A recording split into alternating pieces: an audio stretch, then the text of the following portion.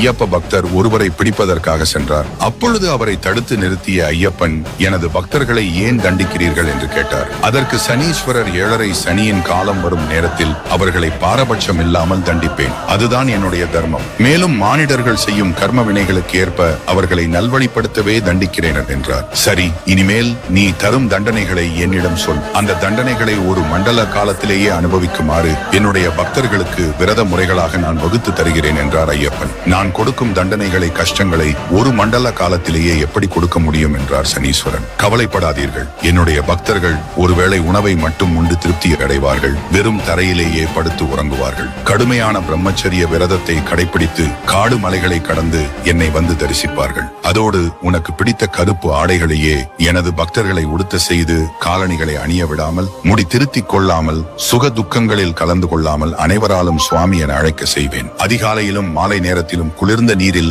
எனது பக்தர்களை நீராட செய்வேன். அவர்களை நீ உனது கொடூர பார்வையை செலுத்தாமல் மனம் கனிந்து கருணை மழை பொழிந்து